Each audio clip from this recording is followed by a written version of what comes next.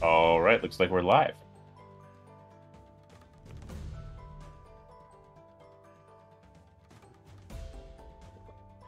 Welcome back, everybody, from the long waiting for the next match in this TemTeam Cup May edition.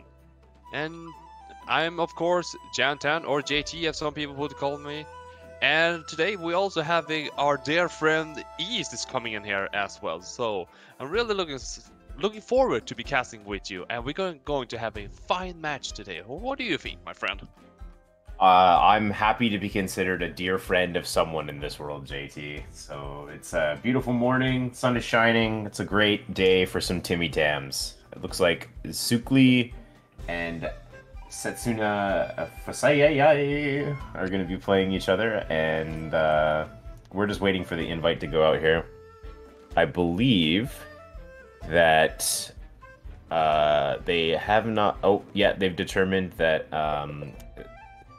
their xukly will be receiving the invite for game number 1, so that means that they will be on orange. And it looks like we're actually into the match here, so let's take a look. Let's dive right into it and see what are they been giving it to us here. And I like what I see from Setsuna here, having some quite heavy water and with a mix of toxic and whatever fill up cover-ups here. So liking what I see here. Yeah, Setsunu's definitely got the higher pace to their team. Lots of really strong out of the gate attackers. More of I guess you could say an aggro or aggressive pace to their lineup. Where xukly's got the Kinu, the Tolkien, the Calibus. They're definitely going to be looking to slow the game down a little bit and make some very efficient trades. And as we can see here on both the first ban turn here, the Jowl have been banned from xukly side, and we're having the last banning on Setsuna side here. And of course, from if people remember the previous game where we saw Neko Blackie and Tsubaki, Jowl were a big issue. So I would assume here same that Jowl would be a big issue to Setsuna, so Jowl needed to be banned. Yeah, it looks like both players are in agreement that, neutrals are busted, and they just ban out each other's neutrals, and then we can play some Timmy Tams. Golzy and Kinu coming out, though. Golzy kind of like the backup Yowler for a lot of these teams. Very powerful after it gets to show off on a turn, and Kinu starting with it to give it a good defensive presence. Now, as we can see also that, of course, we're having a really strong start here with Golzy and Kino, that this Wolfie doesn't really appreciate anything that has from the Golzy to do, even though that if Wolfie surviving this first turn and be able to do a Dust Vortex in the next turn, that Golzy doesn't appreciate it back, so it's kind of it feels like a love-hate relationship between these two teams. Yeah, Golzy's just, I think, one of the more interesting Tems in the game because it hits almost everything that it's weak to back for 2x, but also almost everything that it hits for 2x hits it back for 2x. So it's sort of an interesting game of speed versus bulk. xukly is likely running a slower, bulkier Golzy, hence why they're augmenting it with Kinu. But like we see here, Setsuna has actually picked an Earth type and 2 waters into a Golzy, which technically Golzy beats, right? They deal 2x2, but and we can see lots of other picks coming out here. Fire, Koish, Volfi, and Tolkien as well. Yeah, and I think we can talk a lot about this Golzy, but of course, Golzy having a lot of 2x against what is up the line with Setsuna here, but Setsuna having such a fast comp right now, so that it would even be considered that this Golzy can do any damage. But if this Golzy is really bulked up, it can really take a couple of hits, this Golzy will be a big issue for Setsuna. So I believe Setsuna is trying to have some high fast Tems here that they can do a lot of damage just to get rid of this Golzy as quick as possible, so it doesn't feel as much threatened by this Golzy. Yeah, Golzy's big weakness, of course, in the general sense, is that it lacks strong priority moves. So there you can see Setsuna going for the Fire Koish, almost always going to be hitting faster with Lava Wave if it's next to the Oshiara. And that will probably pull out Nukama pick for the 5th slot here as we see Barnshee coming out. Tolkien, very good at slowing down the game, although Firequash and Barnshee are likely immune to the effect of Heater due to the fire typing and neutrality. And then Barnshee, again, able to hit Golzy, but doesn't want to get hit by Golzy. And Mushuk in the last pick. Really interesting to picking in Mushuk there, actually. Like, Mushuk have good counters, both towards himself, but even receiving back as well. So, but what we could see from this last pick here from Golzy, I potentially could see a Mimit here just to being that a little bit annoying that, you know, getting like if you get lucky to getting Oshiara, or maybe you're lucky to getting like Barn to just doing the high damage right back. But we do see it's actually picked up the Calibis as the last receiving Tem here, and we are into our first best of 2. So we're only playing 2 matches of this setup here. So let's dive into this turn 1. So what could we potentially see that could happen in turn 1 here? Okay, so right away we see Protector coming out onto the Golzy, so now it's kind of like a question of bulk and speed. So typically Golzys don't run electric moves on turn 1 without a strong neutral presence on their team, because Sparking Bullet doesn't really hit very hard. So the common opener from Golzy here will be either Show Off or Uppercut, and it'll be interesting to see if they do try to buff or not. We're going to find out, and it's going to be a switch. And actually letting Calibis walk here instead, probably expecting a double hit with Aqualic Whirlwind and the Plague here. As we can see, that Aqualic Whirlwind did roughly 9%. But the Plague did a little bit more, down to 66.8%. So that Calibis did really well to soaking up all of that damage. Yeah, for sure. You know, great job by Paul, the Calibis, coming in, only taking about 1/3 of its HP from that double. So likely Setsuna going to be swapping out on the Oshiara here. It's just not a great board to stay in on. You're definitely not dealing a lot of damage. Although Blizzard could be an option to hit the Calibis. It's 2 slower Tems on the side of xukly here. But it will switch.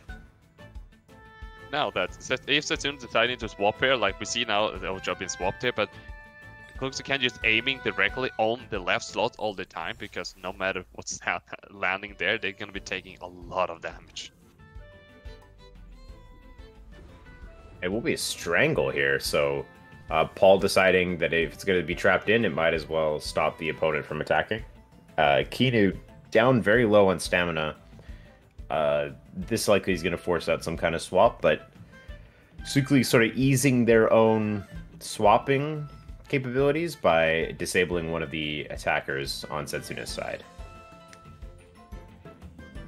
So at this turn now, in turn 3, like as we could see that the strangle happened now on Barnshee. Barnshee can't use any wind move towards this Calibis, so Calibis is safe on now the turn, and when turn 4 started, Calibis can leave the building like if it's needed to, but as is right now, like the Calibis shouldn't be and isn't threatened by anything at this particular point, and Setsuna's Wolfie doesn't have a lot of stamina either, so it could decide to do once the final Plague, or taking the opportunity to swap out here, because the Kino on the other side doesn't either have a lot of stamina, so this could be potentially a free swap for either of these 2 competitors.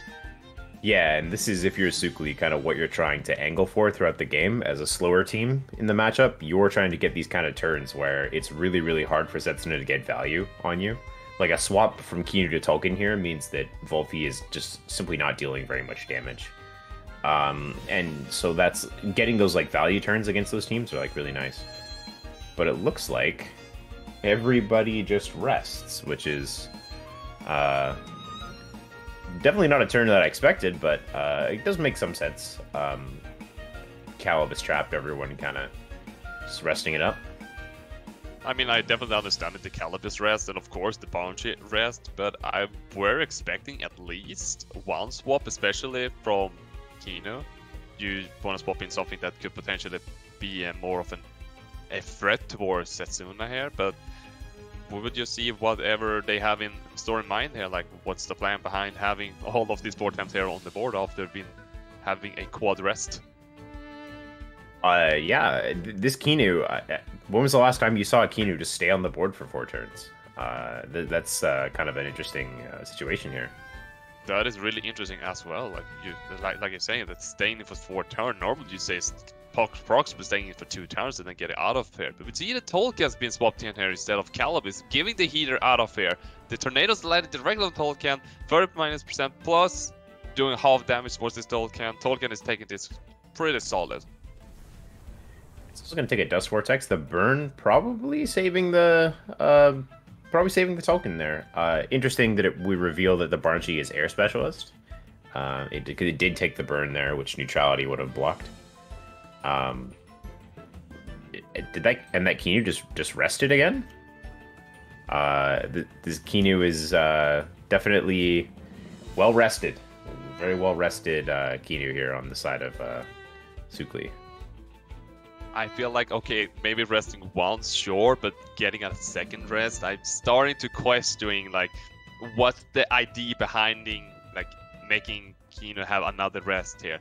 Will we see potential, like, a stone wall happening here? If Goldsy comes in here, taking a stone wall, just making sure it's getting even bulkier here? Or do we see, like, Wolfie come in and taking anything? But we don't see anything of that as they're hitting back with the Tornado directly to Barnshee. Yeah, the Kinu could just be old, like me, you know, just really wants to get some rest. Tolkien goes down to the Beta Burst. And what is this Kinu? Goes for the Revet, but it misses. Oh. Cue the Price is Right horn. That is such a shame. Like, such a, unfortunately, we should even say that. Losing the black words are losing my mind right now. Using the Vertilizing there, when your token just basically died, it's kind of rough. Like, losing a heal on that particular spot.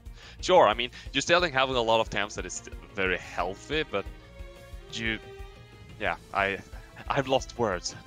It's tough without the token now. As we can see, here comes Mushuk. This is a Tem that now can hit the Kinu, and then really isn't very threatened by anything else on the side of xukly's board. And one thing that we really have to draw attention to is that this Volfi has just been kind of sitting on Setsuna's board, and it's only taken about 7% damage. It's just continuing to get value from Plague and Dust Vortex. And we see an exchange of Plagues as the Mushuk comes in. Volfi and Mushuk now trapped. Be interesting to see if xukly goes for a Beta Burst here, needing to deal some damage to Mushuk. There isn't a great swap in. Neither Goldsy nor Calibus do particularly well into Mushuk. That is true, but I think though that depending now how fast is Mushuk here, if Keen is actually faster, a Beta Burst and potentially a Dust Vortex combo directly on Mushuk would probably taking it out, so the Mushuk can't do any good value here. But this Setsuna's Wolfie have been staying on the board like since from turn 1, if I'm not mistaken. It's like, I don't think it's very common to see Wolfie staying for so long on the board. Like, you normally see that's probably staying 4 turns, that's maximum, and then it's bounced out just to getting some stamina back. Meanwhile, the Kinu is still here, just chilling in that left slot. Yeah, Kinu and Volfi have been like staring each other down diagonally for a good 7 turns, just hitting the other slot. I think Kinu took 1 Plague, and that's been it. This is a tough turn for Kinu to stay in, though. Like, I don't think it lives the wastewater, so we'll have to see what xukly, if they decide the Beta Burst is worth the damage to go down, or if they decide to swap out and fight another day. Bringing in the Calibus on the Kinu slot here would be like the best scenario, because I mean, sure, Goldsy probably could take a hit, but it would be better to have a Calibus bit. But that is not the question. It's immediately resting Mushuk here, that we know that this Kinu is faster now, and we see Lifeblood Sapping happening on the Wolfie, while the other Wolfie is just resting here. I mean, it's a good choice to resting the Wolfie here, because you were expecting probably a Plague, which means it will overexert the Wolfie here. Yeah, this is a good turn to illustrate how the stamina changes have kind of switched things around a little bit. That Volphy normally would have more stamina to play with and would be mostly unafraid of throwing another attack in.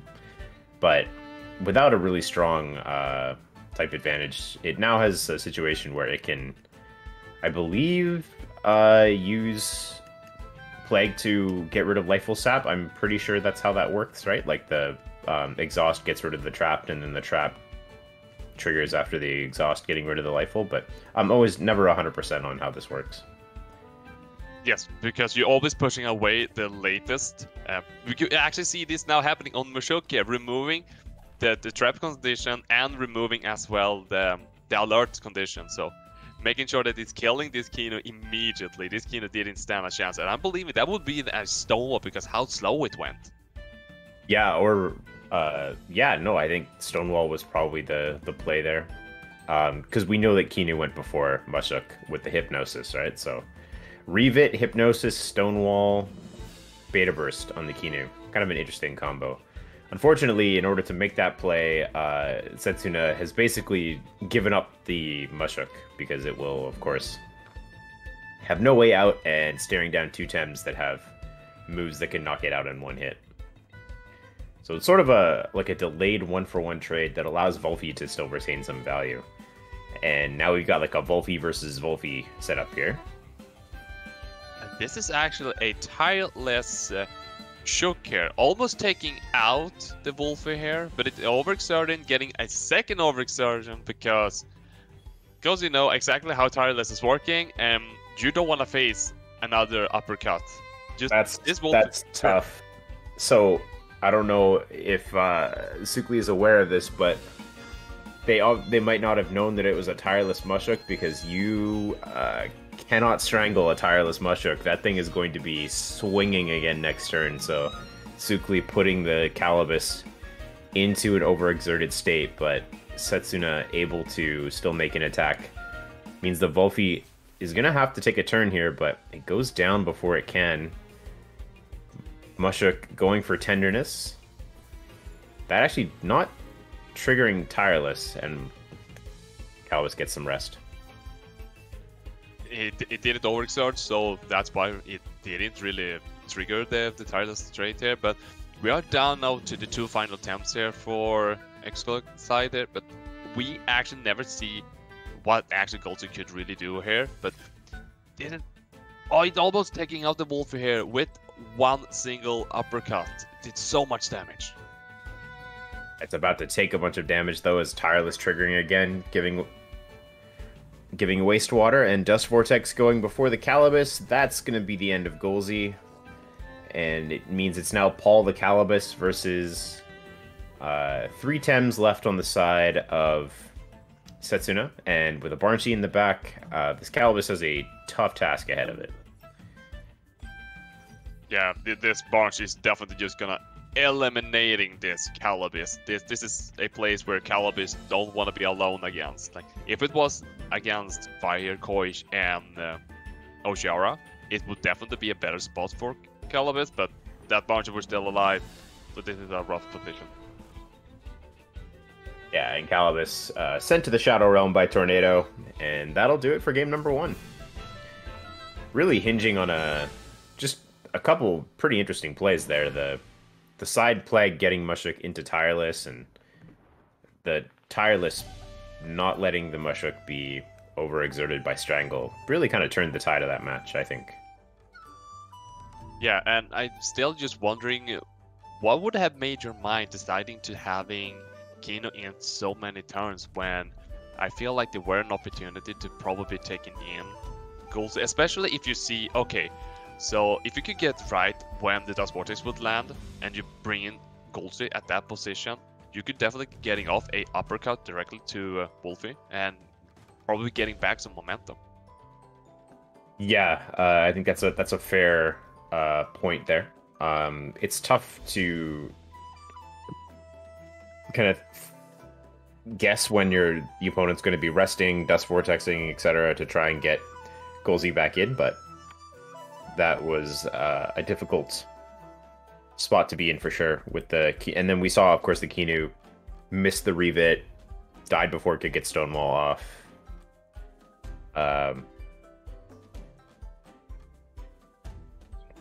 Now we see that xukly will be doing the invite for the second match, and we're in.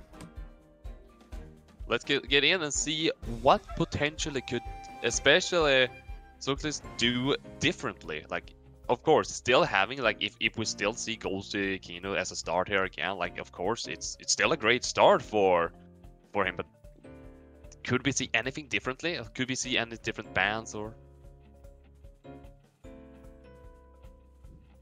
Yeah, xukly is in an interesting spot. They're going to go for the Valash ban again. Looks like the players are going to run back the bans from the first game, but we saw that Kinu Golzi with the Golzi swap into Calibus was relatively safe, given everything got Setsuna's side. If they plan to play it a bit differently, with their Kinu doing a lot more swapping, they may need to bring Tems that are better suited to that, but they will lead the Kinu again. So the classic Kino start here again, like, of course, like, you have Golzi that we saw the previous game. We potentially could see Calibus in here, or we could also see Valorant just taking a +1/+1. If now did it an anaerobic Valorant would really love to having a early buff as well, just to be in that annoying bird, since we do know that Setsuna is playing actually with 3 water temps, and also that Barnes, can't really do a lot of damage towards Valorant either.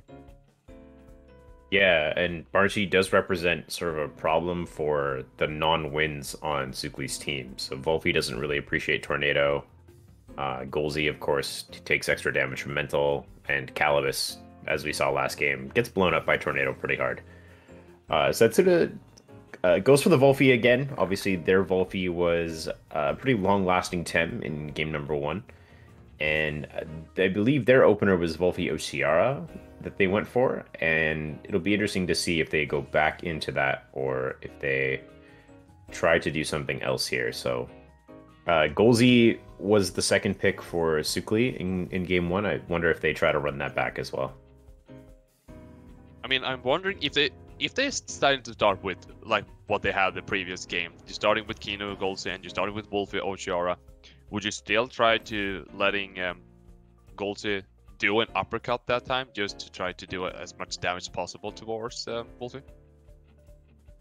Well, maybe. You don't want to get plagued, because then you get trapped in, and a double will likely kill you the following turn. So I think they were just trying to avoid getting trapped. Really is what it is. And also Calibus. Calibus with a Kinu buff is going to be very tanky, and because that's the second pick on blue, xukly now has the option to actually ban out either Volorend or Barnshi to make this Calibus pick a little bit safer. So we'll see xukly's Volorend gets banned, and we'll see what they counter with. So at this position, like, of course, we're having 2 wins here, and we have the Oceara that has Blizzard, but you don't really want to have Oceara fighting against the Calibus, especially if Calibus is that's really thicky, that you can't impact anything. But we do see the Barnshi ban from the good side here, as we see the Valorant ban on the other side, and Golzi being once again be picked up. Yeah, this is kind of interesting, right? So now, instead of having the Calibus in the back to, like, come in for either Kinu or Golzi, we see Golzi's in the back now. So xukly's going to have to find a turn to get the hold off of Golzi and be able to contribute with Oshidashi or electric moves, because those are the moves that are going to be really strong into Setsuna's team. Actually, Golzi can hit all 4 of these Tems for 2x damage, but again, also takes a lot of damage from Dust Vortex. So this is a good spot for the Tem to be in, but it's going to take some maneuvering to do properly, and we'll see if xukly can pull that off.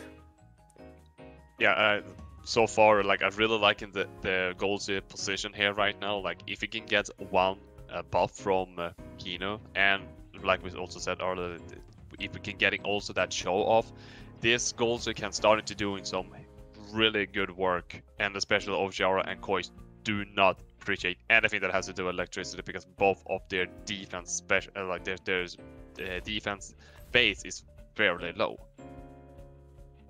Yeah, xukly opting to forego the Volphy this time around, picking up the Mimit with the last pick. Mimit, one of the more unpredictable, but interesting to watch Tems in the game for sure.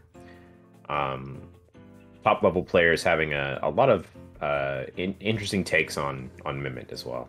And Setsuna's got to make this choice again between Ukama and Mushuk for the last pick.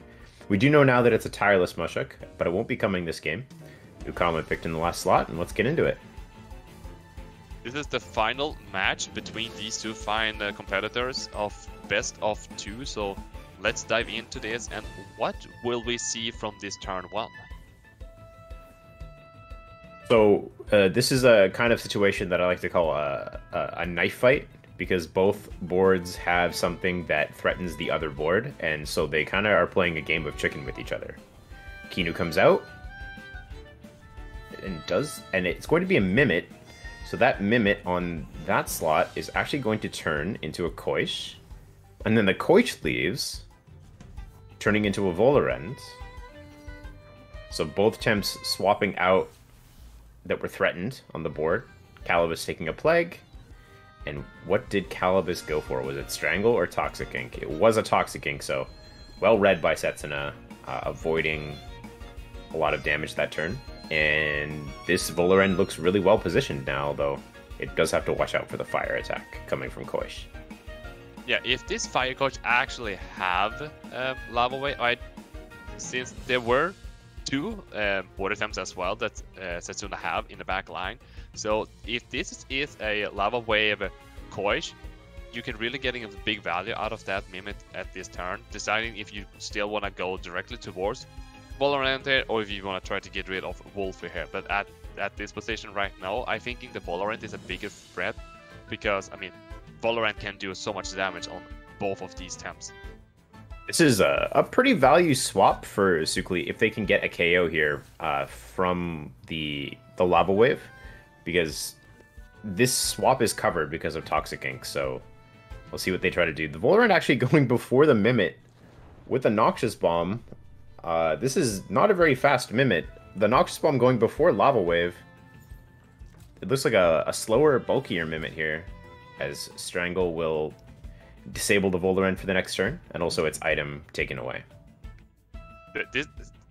It's not very often you actually see a Mimit that is more towards being such a bulky one, because the most of the Mimits that you see are either fast or high hitting damage here. But this Mimit now dies because of this Plague here. This Mimit still did some decent work, but I were hoping to see some more damage out of this Mimit. For sure. You really want to see Mimit, although some work has been done in terms of weakening the Volarend, so setting up a win condition here on the Calibus is something that xukly has done, but this is one of the downsides to building bulky. As someone who builds slow and bulky themselves, is ideally that Koish should have been able to hit the Volarend twice, right? And it wasn't able to, and now as a result, xukly is down in temps. They are setting up their Calibus pretty nicely, but there is a lot of easy swaps for Volarend to come out here, and we'll see if Calibus is able to kind of carry the load here. This is a pretty well-positioned Calibus game, though. Fire Koish, Oshiara, Ukama, all 3 of them struggle into Calibus, so we'll see how it goes.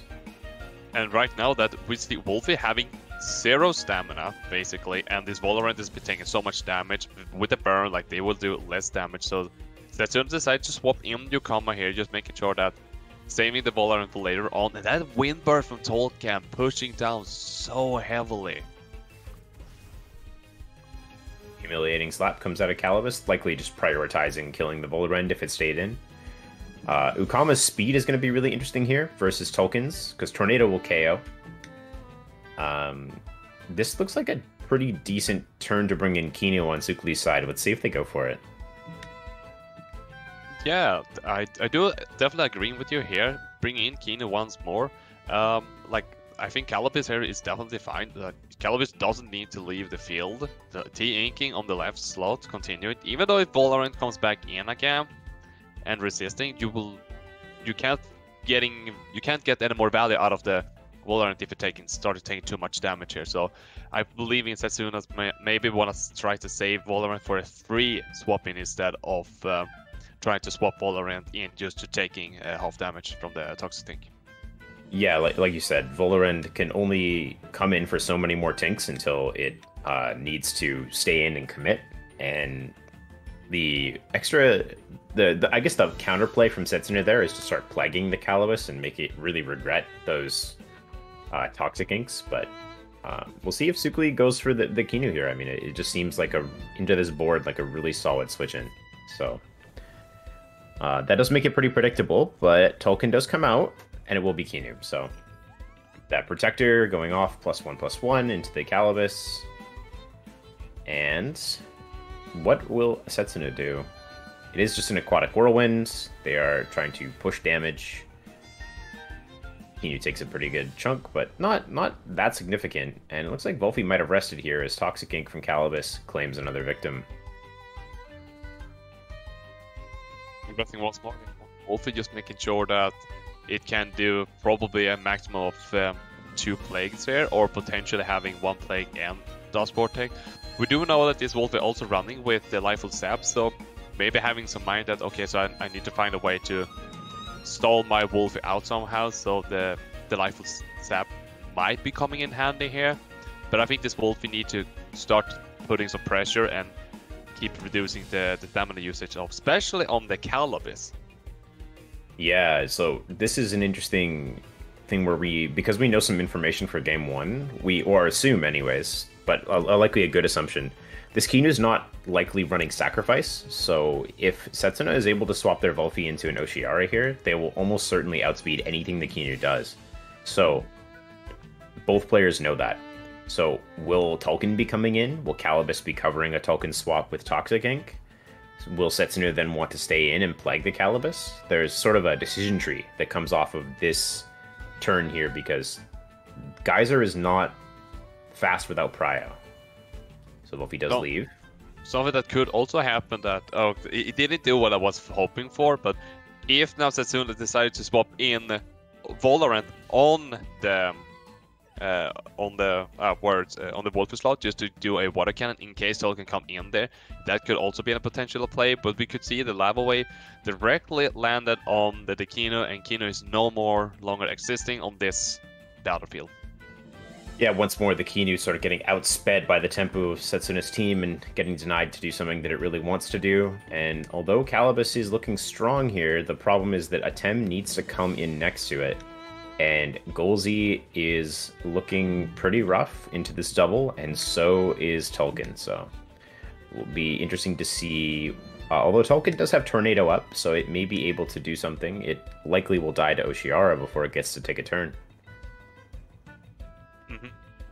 However, though, how are they supposed to do high damage on this Calibus as already have +2 speed up, and we having both like Wolfie, we have Fire Koisha, even though the Fire Koisha is more towards the physical part, but Calibus once more having +2 defense here.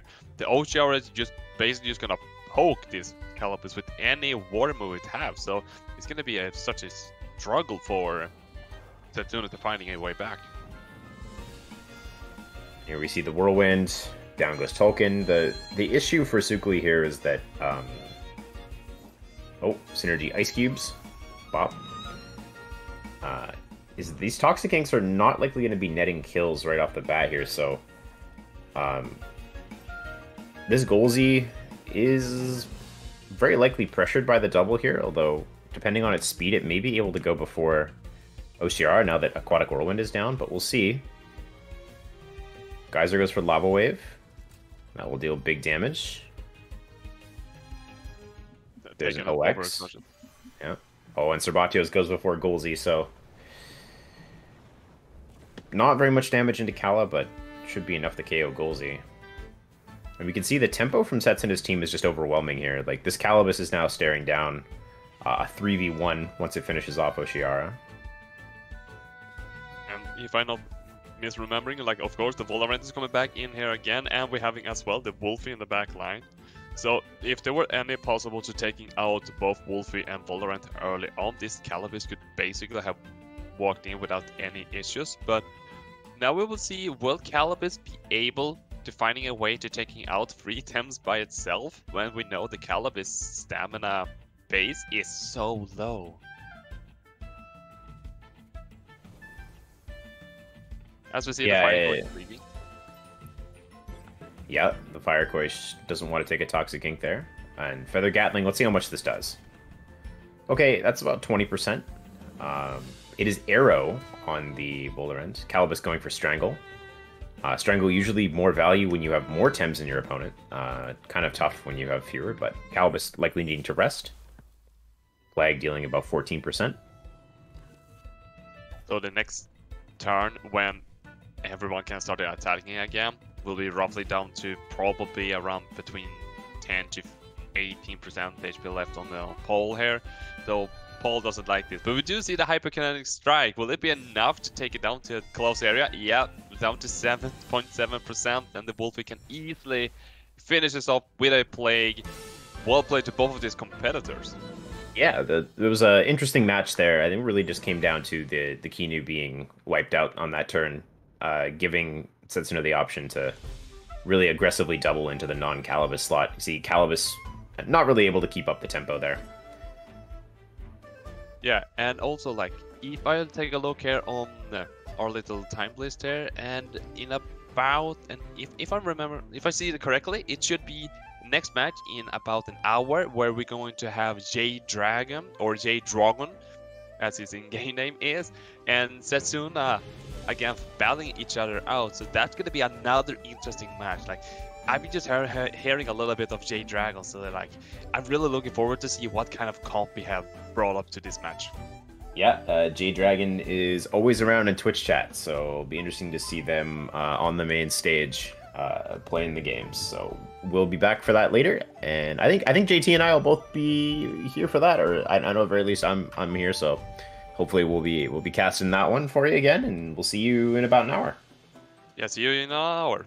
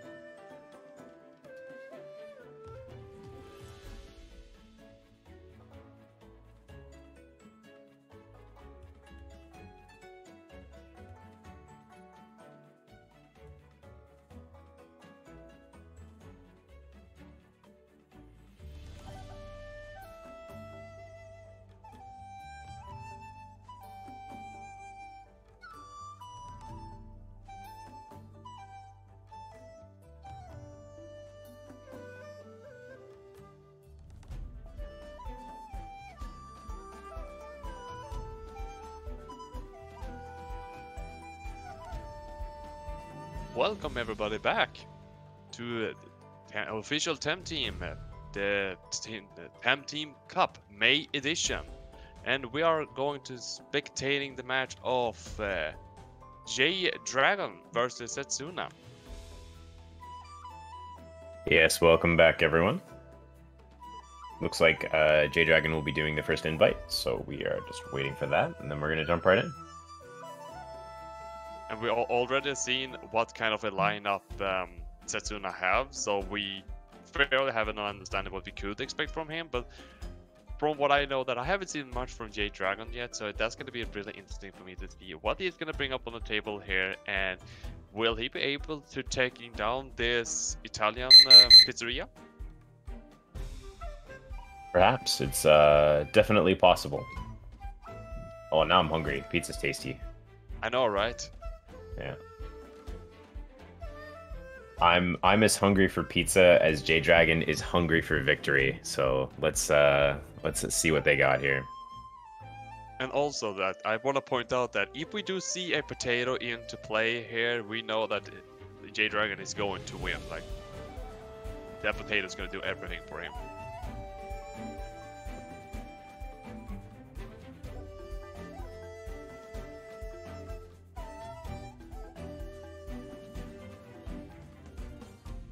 We're just waiting for the competitor just to send an invite over to each other, and we are getting into the match as soon as that happens.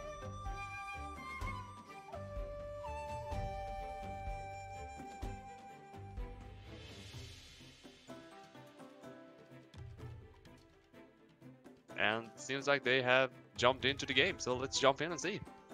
All right, let's do it. I just tried to drown myself with water down the wrong pipe, so it's gonna take me a bit to get the voice going here, but should be an exciting game of Timmy Tams. Of course, like it feels like every single game so far have been excited Timmy Tammy game.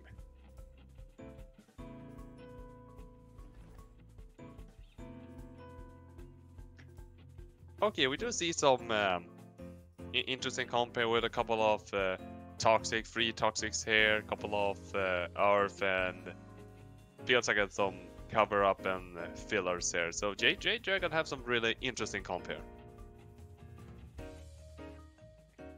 All right, I think I'm back. Hit my lungs with aquatic whirlwind there. It's not fun, but we're back. Yeah, I like the triple toxic lineup from JD. It's complemented well by 2 wins. This is a pretty common setup that you'll see on high ladder, the 3 toxic 2 wind.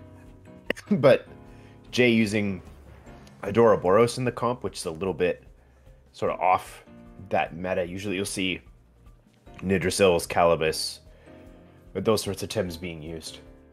And like we said last match, Setsuna just with this really solid toolbox aggro team, hitting very hard, very fast, and having a lot of different ways to do so. As we can see, that J-Doragon decided immediately to banning up one of the 2 wind temps that Setsuna have, and it is really understanding why. I mean, when you're running with a lot of toxic temps, you don't want to run into any who have wind. And as we see that Setsuna's banning off J-Dragon's Mushoku as well, and J-Doragon decided picking up Wolfie, while Setsuna's taking Valorant here as the first pair of temps.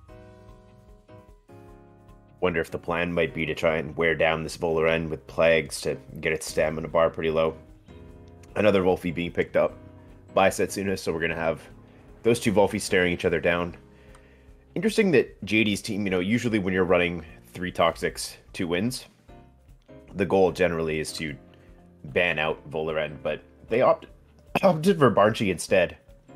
So it's going to be really interesting to see how they plan to navigate this Vola in the match. Maybe in having an idea that, okay, so I still having like 2 rock and I'm having Tolkien here that the Valorant can do a lot of damage towards, even though Noxmon probably will do more damage towards Tolkien compared to the 2 rock, but in general, just like, okay, that Valorant just gonna do half resistance to most of my my flank comp here.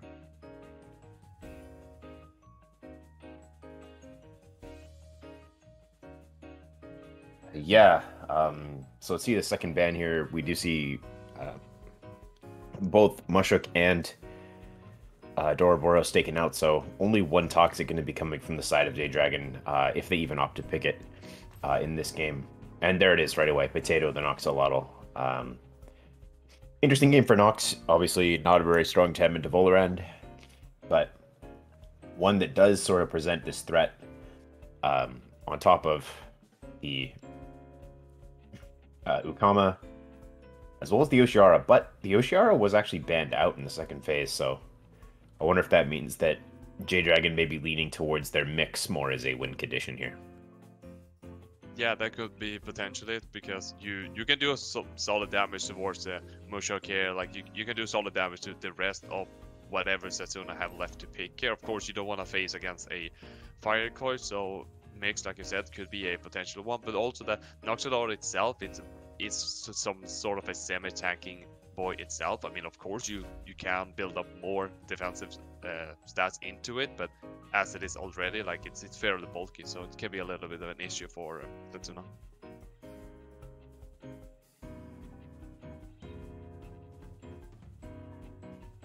Yeah, for sure. I wonder what the last pick is looking like here for J-Dragon. I mean, yeah, it's looking towards Turok, because Ukama can't get that much value off of Synergy Water Cannon, and Turok does represent a somewhat of a threat to Mushuk, though it has to watch out for Tireless letting Uppercut secure some KOs.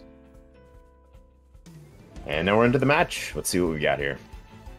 This is the first match out of the two in this best of two in this TemTeam Cup. So, like you said, we're gonna dive into this one, and as we can see, this turn one, what would we expect from this? Well, right away, J-Dragon with the token going to be slowing down the damage from Setsuna in turn one. The token 30% less damage due to the burn.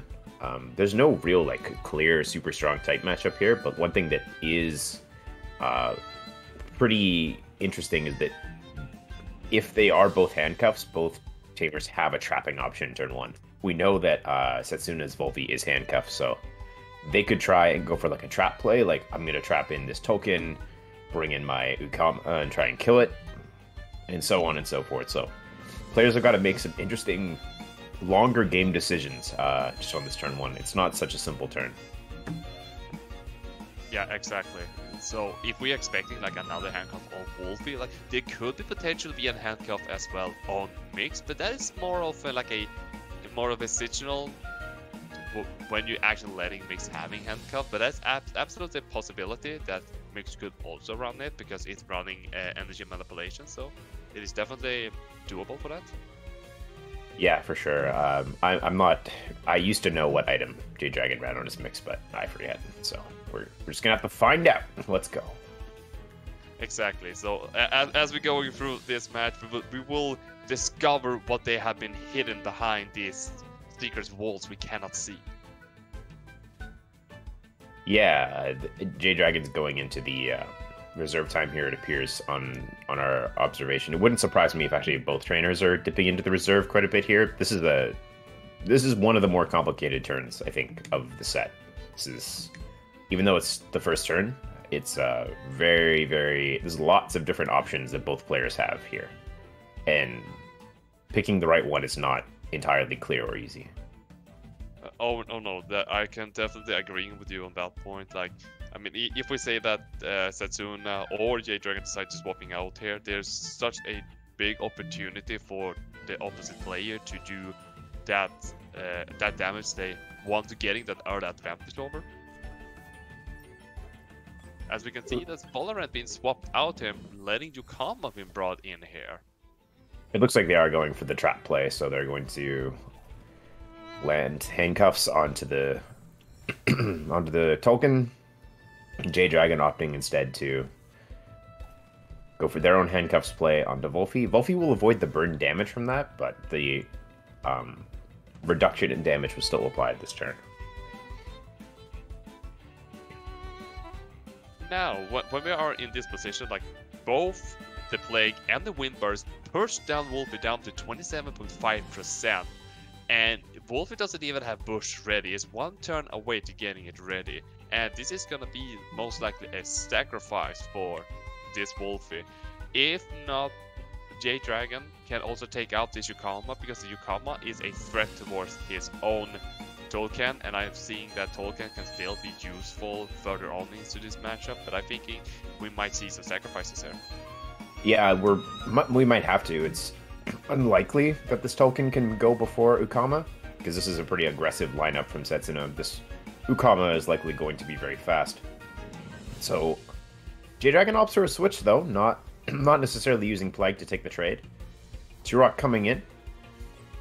Turok's Escapist, freeing the token up to make a swap. That's a cool play from J-Dragon right there. Very well done.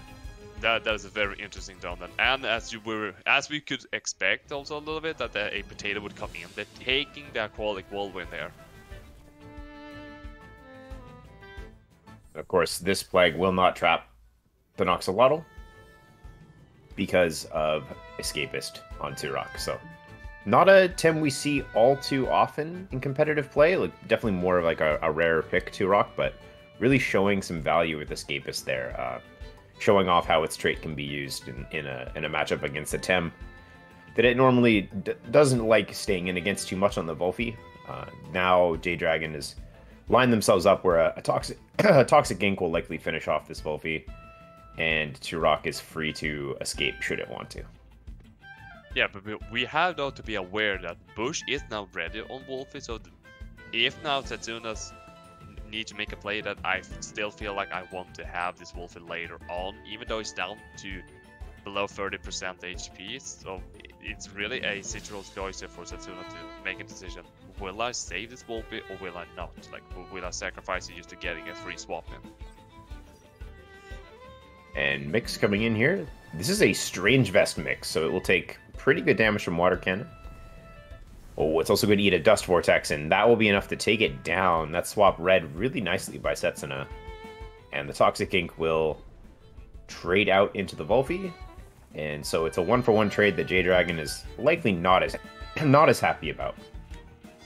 Now, losing Mix fairly early on here, it's kind of a rough, because for me it feels like that Mix could definitely have been more valuable later on. Like, if you could rid off the Fire Cores also, and getting Mix into the Puppet Master, that's going to be such a devastating position for Setsuna. Even though you have T-Plume, you're having potentially a Tsunami, you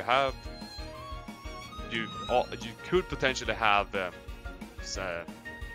Sandstorm, but Wolf is already down, so we do not really know if that Wolf were running Sandstorm. But it is worth pointing out, though, that if you look at the matchups in the game, there's really nothing that Mix needed to be checking on J-Dragon's side. Like, we know the Mushrook's not parrier, so 2 Rock and 2 Wind, or sorry, 2 Tolkien, it's called 2 Wind, and the 2 Winds, oh god, that's confusing, isn't it?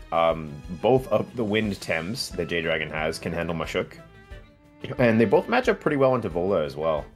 And then Volphy and Noxolotl match up pretty well into the waters. So here comes Mushrook in from the back. Taking that Plague like it was basically nothing. Even though it did 21%, I mean, it's still decent damage, but it can take it pretty well. But the Feather Gatling towards the Potato here, doing quite a lot of here, putting down to 31.4%. And the Narco hit landing directly on the Chook, they're putting down even lower. But the Reactive Vital here saving a little bit. But now this is a neutralized Chook now, so anything could happen now to do as much damage. It's a trapped in neutralized Mushrook, which is very odd to see. That means it's going to take, well, double the damage it was taking previously from Plague or Toxic Ink. But of course, Noxolotl having to leave in front of the Volarend. In comes Turok. It's going to be a Feather Gatling. Setsuna reading the switch, going for damage on Volphy. The Aerobic definitely powering it up quite a bit here, as the Handcuffs getting rid of the neutralized charge on Mushrook. And the Uppercut not quite dealing enough to Volphy to take it down, but with 2 aerobic charges on Volarend, Hyperkinetic Strike could finish it off. Yeah, like, Potato don't want to come in here. That Wolfie is most likely dead here, so J-Doragon need to find a way not only to take out this Machoke, like I mean, this Machoke is less than 15%, so anything could easily eliminate it, but that Valorant is going to be a big issue, and we only having 2 temps left that can do special damage, and I'm thinking that J-Doragon want to find a way to put in to Tulkan here to getting the maximum damage on Valorant. Unfortunately though, this Wolfie can't get off a Plague before Wolfie dies here. If that was the case, you could Plague Valorant and trap it in, and getting Tulkan coming in doing the tornado or just a wind burst. I think that's going to be enough to take out the Valorant, but we will see what's happening. Yeah, Feather Gatling comes out. Valorant sort of using that arrow to bring up its speed. It is going to be an uppercut landing onto Turok. Pretty good damage. And then Feather Gatling going the other way, actually. J-Doragon opting to leave the Machoke where it is. And now Tulkan replacing the knocked out Wolfie. So both of the anti-Valorant Tems are in play right now.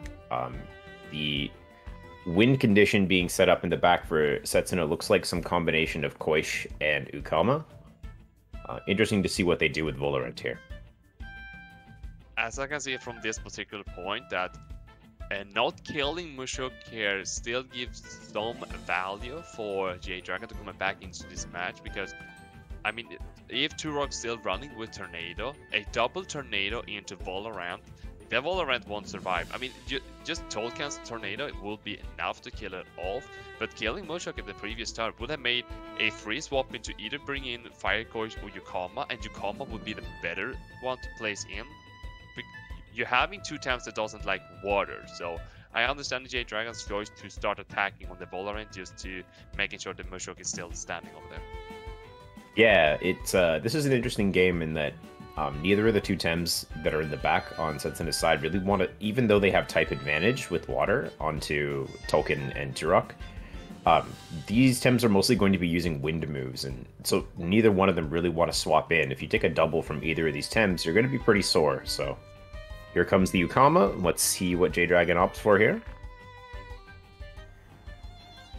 And as expected, we see the Tornado landing on the Yukama here, putting it down to 44.5%. That is pretty high damage, I'm gonna say, towards a Yukama here. It's a Synergy Rockfall on the side of J-Doragon. That burn is going to definitely help lower the offensive output of the Yukama there. And now we see also the Fire Course coming in here. So this, I see like this is potential to be a Lava Wave combo here, and could be heading towards directly to Tulkan to probably slow it down or just scare it off, whatever would come in there. I mean, Potato could take a water hit, that is not an issue, but taking a Lava Wave directly into its face, that Potato is more or less dead. So J-Doragon have to do a sacrifice here. Yeah, this is a very interesting turn. So, in order for the end game to play out in J-Doragon's favor, he needs to get one of the birds against Valorant. But right now, he's out of position. He has the Tems that Noxolotl beats in front of him, but he has no Noxolotl in play. So he's got to try and get this Nox in play without losing both birds, because if both birds go down, then the Valorant can win the game. So here comes the Nox, and let's see if he guessed correctly. We see a quality Poland coming in here. Will it take it? It will actually take out the Turok there. It looks like we're very close to Turok to be able to survive that, but it took it out there, and the Ice Cube landed in there, removing about 10% of its HP. That's, I mean, even though it just did half damage, but 10% from Ice Cube, that's pretty solid. Yeah, it doesn't bode well for what Lava Wave will end up doing here. Be interesting to see now.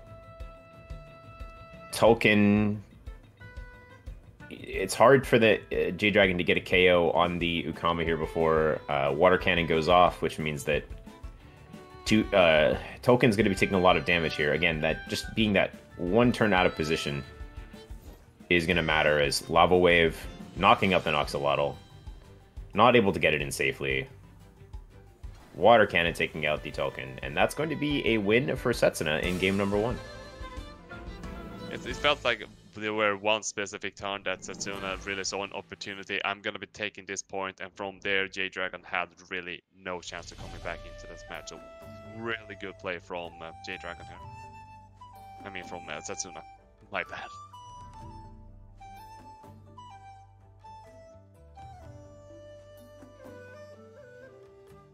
And let's take a look at game number 2 as soon as it's ready to go.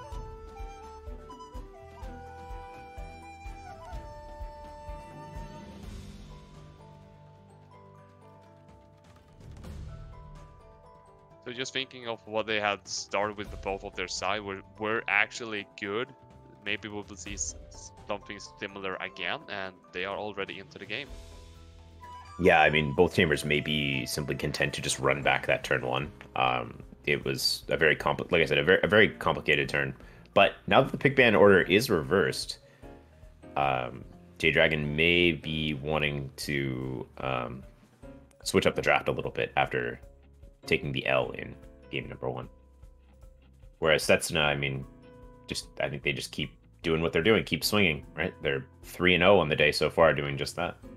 Oh yeah, Setsuna have been rolling today. Like it feels like Setsuna is sort of this next Jowler, even though he doesn't have a Jowler into his team. He just Oshidashi your face is sending them home. Yeah, exactly. So this time it is going to be Voloran banned out instead of Barnshi, so slightly different game plan right out of the pick ban phase here from JD. Totally understanding from half to banning this Voloran. This Voloran, knowing now, like I'm expecting that J-Dragon were expecting to see this Voloran were an anaerobic one, more of a tanky one, but knowing this is a speedy bird made it so much more troublemaking for J-Dragon, not really finding a really good opening to continue having his pressure. Yeah, and so without the Voloran, we are going to see a different turn 1 being played out here. Be interesting to see if Setsuna drops the Barnshi in the slot that Voloran was in, or if they opt for a different lead Tem. They are about to dip into the reserve time again in the draft, so let's see what they decide to do. So like the previous, we're having the double Wolfie staring each other, so it's going to be another battle of whose Wolfie is better. Setsuna hovering the Mushuk here, right in front of a wind Tem. That is very telling of how powerful that Tem is, but maybe they won't quite make that play. Yeah, the Wolfie covers the token's weaknesses pretty well here, so let's see how J-Dragon responds. And it will be Oshiara picked out, so the Aquatic Whirlwind threatening the token right off the get-go here. So at this point, that since Setsuna didn't decide to take Barnshi this particular turn, maybe J-Dragon wants to get rid of Barnshi next, even though that Setsuna might have an idea that I'm gonna be taking away Adoro once more, or potentially taking the Noxlord out of here. Yeah, it's definitely an interesting second ban. So Adoraboros was banned out last time. So JD looks like they want to protect their Noxolotl again with this next set of bans. I wonder if they'll say, okay, if this Volorend is going to be physical, then and the Barnshi is special, I can use my Noxolotl's trance to make it easier on me against the wind. Or he could ban out both winds and try his luck against Valash. We'll have to see. It will be the Barnshi banned out. Now, like Setsuna's still having one bird on the board here that haven't been banned, and 2 toxic as well. So it's okay. So we see the Noxolotl being banned here. So deciding to like, okay, so he's making me leaving more and more Temps that is leaning towards special attacker. So I need to get rid of the Noxolotl, since many Noxolotls lately are most likely being trans, so they really want to get down to that specific percentage, and being able to getting trans, maybe if they're lucky getting a madness buff, and they can just roll with it. Yeah, this is a pretty common like pick ban progression for these like triple core teams. So we can see that JD has used both of his bans to protect the toxic type, and Setsuna has countered by using both of their bans to ban out the toxics. So JD is only going to get to run the Adoraboros, which of course has an unfavorable matchup against Valash, usually. So they're kind of covering the triple monotype core here pretty well, and so JD's going to have to pivot around his supportive options to get this to work. By looking on what's going, if Setsuna decide to picking either Jukam or Mushok, which Mushok been picked here, there is not a lot of options for J-Doragon to picking when it comes to either Turok or Adoraboros, but he picked up the Adoraboros here, so we're going into our second game. It is best of 2. Let's see if J-Doragon can take this match home. This turn 1 also interesting, but a little bit less balanced. So Setsuna has, even with the burn, Aquatic Whirlwind into Tolkien is going to deal a ton of damage, and it's unclear if Tolkien will get to use Windburst if it goes for it, because of a Plague combined with Aquatic Whirlwind might just be enough to send it over the edge, but we'll see if Setsuna decides to go for that. This is also, of course, a turn where swapping probably benefits both players pretty well. Again, this is still a pretty complicated turn 1 here. It's definitely not as straightforward as some of the other games we've seen. Yeah, definitely.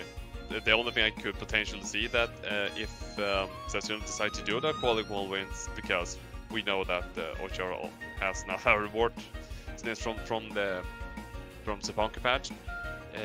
Doing this early damage either on Wolfie or Tolkien will be huge, but if now Setsuna decides to do the Aquatic Whirlwind on Tolkien here, we do have the Adoro in the back line that can take both nature and water pretty well. But of course we're having Blizzard from Ojara that could also causing a lot of problems towards Adoro, so J-Doragon really needs to think over, okay, so what is it really worth for me to throw in Adoro here in case the plague's happening as well on the same slot? We'll see as Tolkien retreats. We are looking at a mix here. Aquatic Whirlwind. So if this combo, it's going to be into the Volphy. Pretty decent damage, 35%, and a Plague as well. Trapping the Volphy in at low. And the Volphy counters with the Plague, and that Plague is going to lock in the Oshiara. So this combo of Tems, very potent. Obviously, Serbatio's Wrath not going to be able to hit Volphy. Neither is Tsunami. So in a way, Setsuna's Oshiara, it's definitely going down here, and it's not actually able to output damage that's that efficient. Be interesting to see if Tsunami puts the Strange Vest mix into Puppet Master, or if Volphy will be able to get off a Dust Vortex or a Sandstorm onto it to damage it further, or if JD will simply just swap the mix out. Yeah, with the Strange Vest, it could be a little bit interesting to see if this mix will even survive. I mean, I'm pretty sure that J-Doragon had probably done a few calcs just to making sure that, okay, so if I have a max Wolfie doing DV, I probably should be surviving this, but if that Tsunami, as you said earlier, can do a lot of damage before Mix can do anything, I mean, this Mix is not going to stand for long. Yeah, I mean, it is easier to do particle physics than it is to calc a mix spread, so it's definitely going to be tough for Setsuna to figure out exactly the right move here. The Strange Vest does simplify things a little bit. It does depend a little on if Volphy is running Sandstorm or not, because Tsunami into Strange Vest is almost always going to be doing more than enough damage to put Mix into Puppet Master. So if that's the case and Dust Vortex redirects, the Mix will of course survive that. and it won't deal very much damage at all to Volfi. Also worth pointing out that the Oshiara may not even get to move, because Volfi's Plague should outspeed it. So let's see if J-Dragon just goes for that play, and if they decide to leave their mix in to take a Dust Vortex, and if that gets them into PM or not. J-Dragon dipping into that reserve time, about half of it left, so he's definitely thinking about something here. Yeah, he's definitely been taking his time to making sure he's making this move as efficient as possible. I think, though, I'm not going to say this is going to be a key point for J-Dragon, but if he can actually manage to not taking too much damage this turn, and of course he will take out the Oshiara, it could play out to be really well. Yeah, the Plague coming in, but it doesn't quite put the mix into Puppet Master, so that is looking like a very vulnerable mix here. Not able to go into PM. And J-Dragon trying to hit themselves into PM, but the Plague causing the damage to be too great and the mix to go down. This mix is not having a fantastic series, we gotta say. Just keeps dying the first turn it's in the battlefield. I was expecting at least J-Dragon to do something more clever than that, but I mean, we do know that... Sorry, JD, if you're in chat. You know, but yeah, I'm with you there, Jensen. I think it's that sure was a play. Yeah. So what happens here?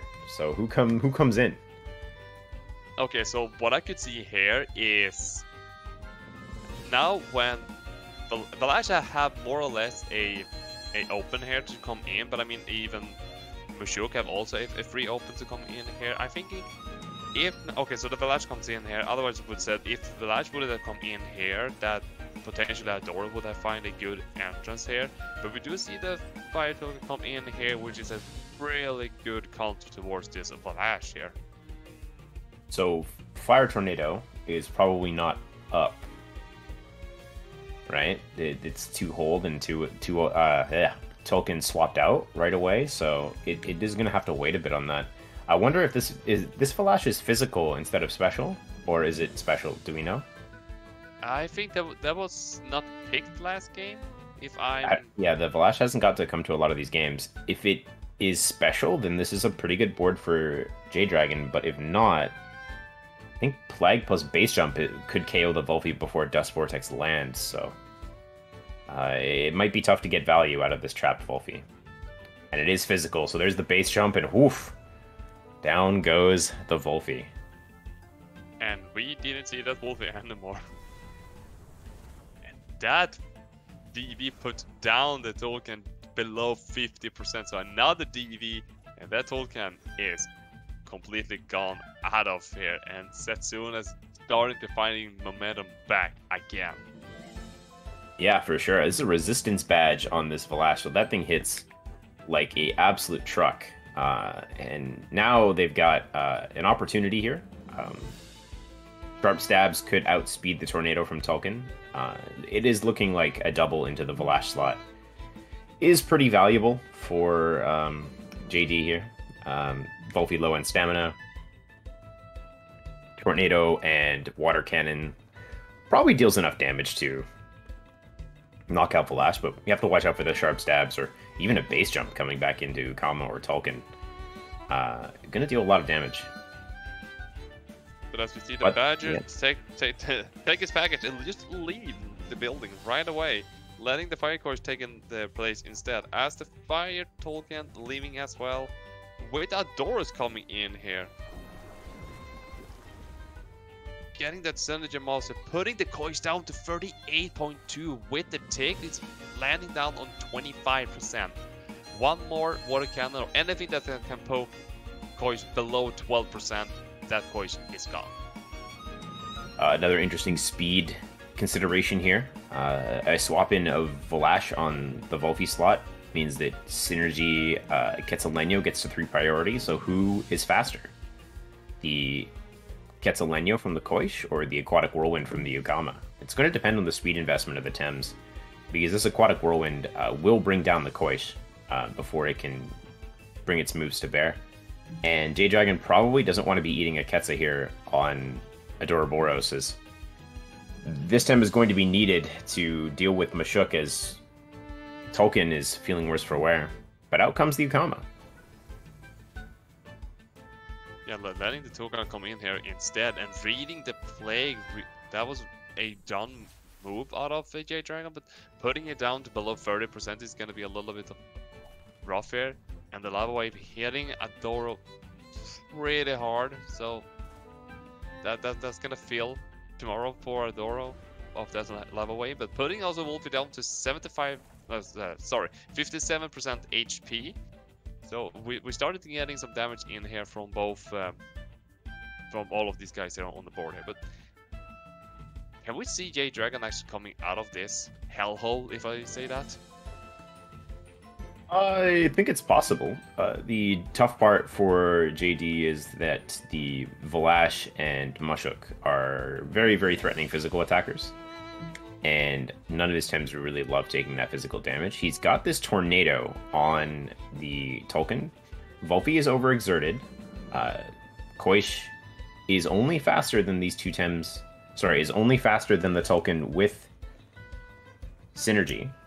So perhaps this is a turn that they try to read and go for a Synergy Ketsa into the Adoraboros, and that's a close calculation as to whether or not it will KO, as 45% with unsynergized Lava Wave is likely means that a Synergy Ketsa will go for the KO.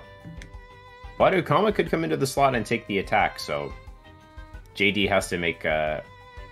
basically, in order to win this, JD has to make probably two correct reads in the next two turns here. And we see the Setsuna's taking the Wolf out of there, letting the Lash coming in here, and like you mentioned that we probably see a Quetzal coming in here, but the energy manipulation is faster and taking out the Kois. And we see the fire and the today. Fire Tornado. And it's actually taking out the Badger.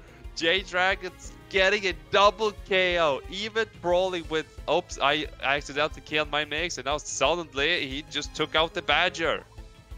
That is a Mach 10 Adoraboros. Outspeeding a Synergy Master Koish with energy manipulation is not an easy thing to do. But that one situation, like I said, J-Dragon needed to make a read, a good read to get them back into the game, and that read that Valash was coming in, knowing that he outsped with energy manipulation, or, I mean, I hope knowing that he outsped with energy manipulation, allows for a huge value turn here, because now the Adoraboros isn't actually threatened with being KO'd, and the Mashuk could be in tough here. I do not see that Mashuk will getting out of here live, and I were pretty correct on that point, because that tornado demolished that Mashuk out of here. And the Inner Spirit, this is animation I do love so much from Adoro, landing directly on the wolf here, taking out, and J-Dragons is taking this victory, and it's a 1-1 tie here. Well, you asked how J-Dragon was going to get out of that hellhole, and his answer was apparently a pogo stick, because he absolutely bounced out of that hole, and two really, really solid turns, picking up 4 KOs, and wow, GG's to both players there. Yeah, definitely a fantastic plays of both of these competitors. It was a fantastic to see all of this, and I'm just going to take a quick look here and see there's no more matches coming up here. And we don't have anything until tomorrow at, let's see if I say this correctly, at either 11:30 a.m. UTC or if it's 12:30. Like, when it comes to UTC, I'm kind of lost between there. But we're getting a lot of matches tomorrow. It's from midday for me all the way down to the late evening. So we're going to have a bunch of matches coming up tomorrow. And it's going to be such exciting to deal with that. For sure. But that's all for today. I'm signing off for now. It's been a lot of fun to cast, JT, and hopefully we get to see some more great matches tomorrow. Yeah, definitely. It was a pleasure to be casting you as well. As we are now going over to Plus OPs, we're going to be watching the AA the AAL over there. So if you want to see more competitive, we're gonna be heading over there right away. Thank you so much, East, for being here. Thank you so much, Tyler, for handling out in the back line. I am JT, and we catch you guys later.